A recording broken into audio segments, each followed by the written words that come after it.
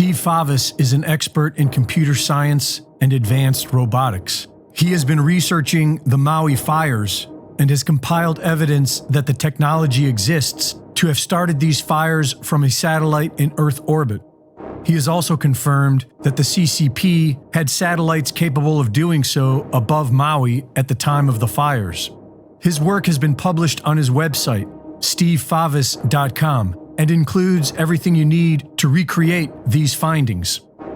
The most efficient way to ignite a fire on the surface from a satellite in Earth orbit would be to paint the target in segments by pulsing the laser with an advanced targeting system. To see if this were possible, Favis calculated what it would require to create a meter-wide, mile-long fire. Fired from a satellite, the Earth's atmosphere will absorb and scatter some of the laser energy, and so the laser would need to be in a wavelength range that minimizes this. The most effective wavelength would be in the near-infrared range, which would allow better transmission through the atmosphere. The near-infrared range would be invisible to the naked eye and would also have a minimal reaction with objects colored blue on the Earth's surface.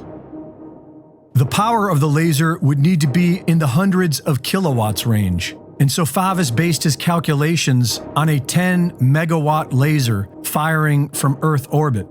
Assuming that the atmospheric loss amounts to 50% of the overall power and only 5 megawatts reaches the surface as a 1 square meter beam, it would ignite a fire almost instantly.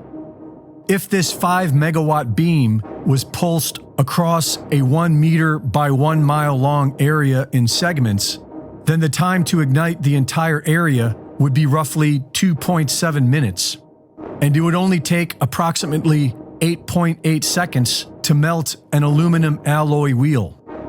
The amount of energy required to pulse a 10 megawatt laser for 2.7 minutes would require approximately 3,220 capacitors, which would amount to about 32,200 kilograms in weight. Using MATLAB software and plugging in public data provided from NORAD, he found that satellites launched and monitored by the CCP were directly above the Maui fires at the time of ignition.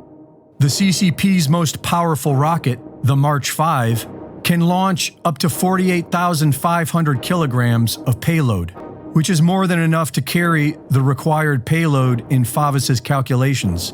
But Favis has found that the CCP has much more powerful lasers deployed already. He has calculated that the CCP has up to 70 gigawatt lasers in Earth orbit right now.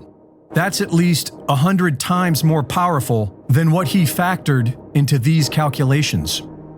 Adjusting NORAD's default Coordinated Universal Time, or UTC, to the local time zones, Favis found the following.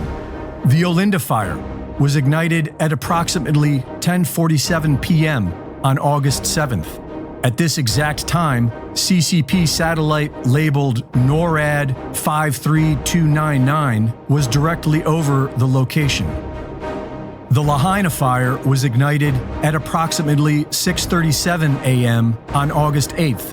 At this exact time, CCP satellite labeled NORAD 55836 was directly over the location. The Kula fire was ignited at approximately 11:30 a.m. on August 8th.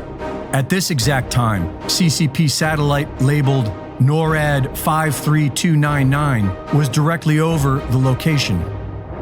The so-called deep state does not want you to know that deadly lasers of mass destruction are freely traveling above us. And you can check this all for yourself at stevefavis.com, where he provides the source code and has developed a specific software program that you can download and check for these satellites yourself. Reporting for InfoWars, this is Greg Reese.